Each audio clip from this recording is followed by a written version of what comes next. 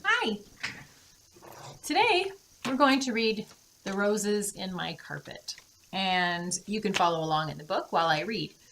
I'm going to be asking questions while I read. This is one of our strategies, our learning goal for reading. And I like asking questions while I read because it really helps me connect with the story or the text that I'm reading and then really understand what I'm reading because I'm constantly thinking about it.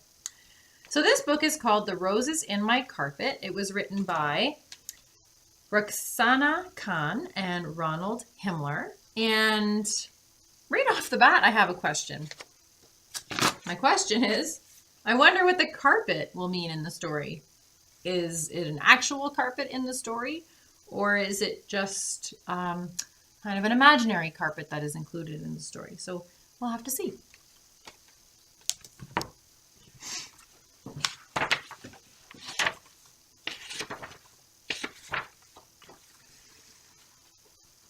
It's always the same. The jets scream overhead. They've seen me. I'm running too slowly, dragging my mother and sister behind. The ground is treacherous, pitted with bomb craters. My mother and sister weigh me down.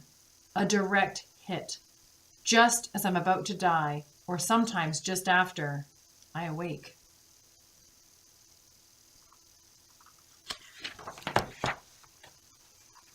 Blessed darkness.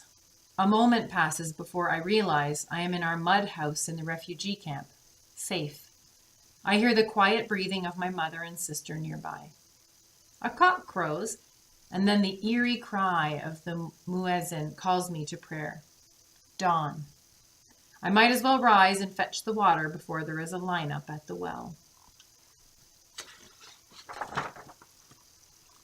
My breath floats in clouds before me as I return with the heavy bucket. The plastic handle cuts into my hand. I must stop and rest several times. At home, I wash my face, a useless habit. Here, the walls are mud, the floor is mud, the courtyard is mud too. It is impossible to stay clean. I wake my mother before I go to the mosque for prayer. When I get back, breakfast is ready. My sister Maha still sleeps, so I eat my bit of bread and sip my tea in peace. Then I kiss Maha's sleeping face and go to school. Actually, I have a question here. I wonder if his sister is too young to go to school, or if they live in a country where girls are not allowed to go to school. I'm thinking about Malala and the story I read about her and how she was fighting for girls' rights to education. So I wonder if this is a country where girls aren't allowed, or if she's just too young and that's why she's not joining him at school. I hate school. A room full of restless boys. Girls are in another class. Oh, well, that answers my question, doesn't it? So if the girls are in another class, then obviously they have a right to go to school in this country. So his sister must be too young to attend school. We sit on rough mats that rub my ankles raw. I'd rather be weaving carpets. When I come home for lunch, the hut is swept. I eat slowly, breaking the bread into pieces, making it last. Maha wolfs down her share, then eyes mine. No, says mother sternly. But when her back is turned, I give Maha a few bites. I'll pull my sash a little tighter. I have a question here. I wonder if this mention of weaving carpets, he said he's sitting on the mat and his ankles are raw. I'd rather be weaving carpets. I wonder if this mention of weaving carpets has something to do with the title of the book. Again, the muezzin calls me to prayer. Forgetting to be watchful, I step into the narrow road. A car brushes past, blasting a warning. In this place, they drive as if demons pursue them, heedless of those in their path. I think of Maha.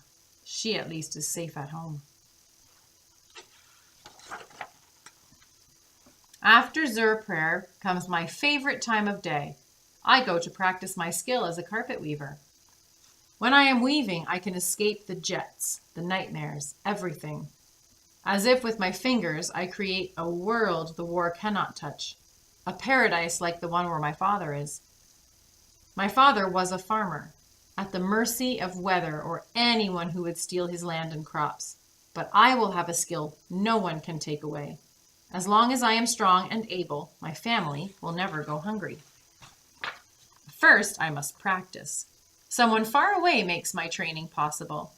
I am a sponsored child, a foster child. They even took my picture. Soon I will be a master craftsman at my sponsors, and my sponsors' money will not be needed. I will hold my head high for the sake of my father, who died plowing our field in the war. He would never have taken aid from a sponsor. As I read this, I thought to myself, having a skill seems important for him. I wonder at what age he will be expected to begin working to support his family. And then I wondered, who is supporting his family now? If his father is gone and he lives with his mother and sister, how are they supporting themselves? Each color I weave has a special meaning. The threads that line the frame on which all the other threads are knotted are white. White for the shroud we wrap my father's body in. Black is for the night that cloaks us from enemy eyes. Green is the color of life. Blue is the sky. One day it will be free of jets. Everything in camp is a dirty brown, so I do not use brown anywhere in my carpets. Red is my favorite.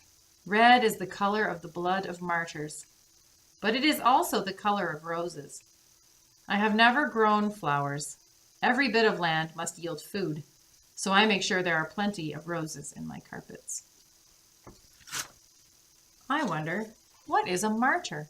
You may be wondering that too. I knew this would be a new word for me, so I'm going to look it up.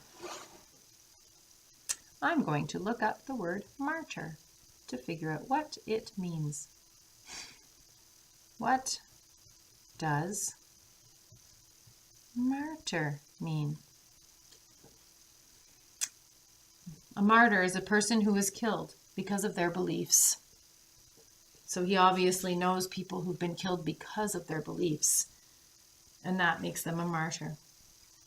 That also is something we talked about. If you become a refugee, it's because you fear for your safety, and you are fleeing because you do not want to be killed for your beliefs, so you do not want to become a martyr.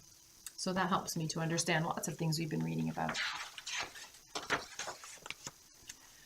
I weave intricate patterns of roses, each connected to the other like the tribes of Afghanistan. A garden of beauty surrounded by a border, a wall around a little piece of paradise. I am so intent on my weaving, I do not hear the gasping breath of the boy who has entered the room. It is silence that alerts me. I look up.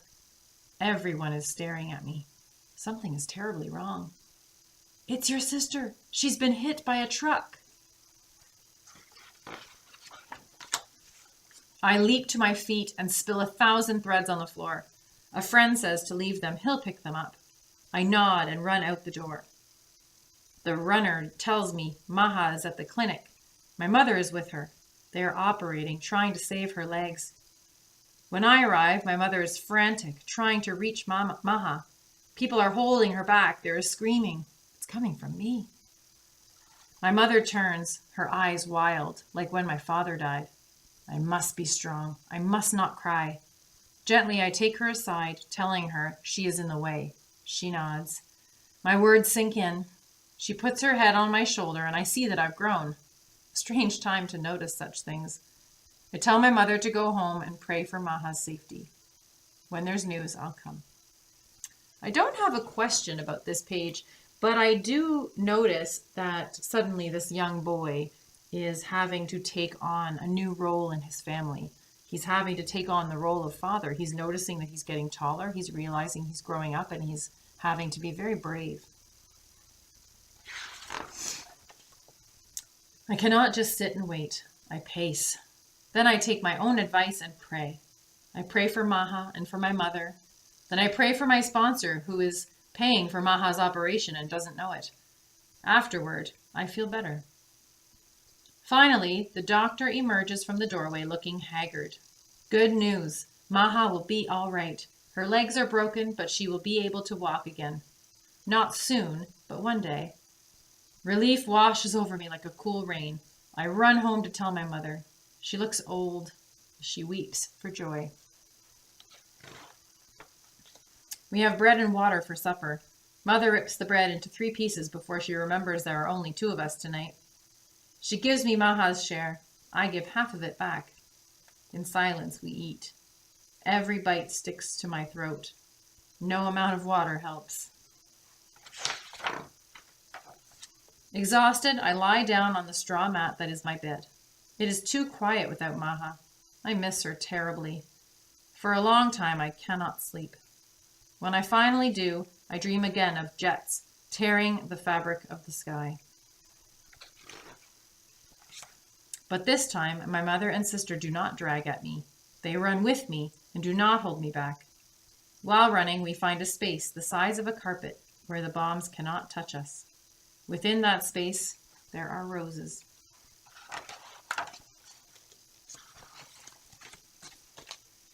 I would like to encourage you to ask a question about this story. Is there anything that it made you wonder about, or is there anything that you'd like to know more about? It's a good story. Thank you for listening.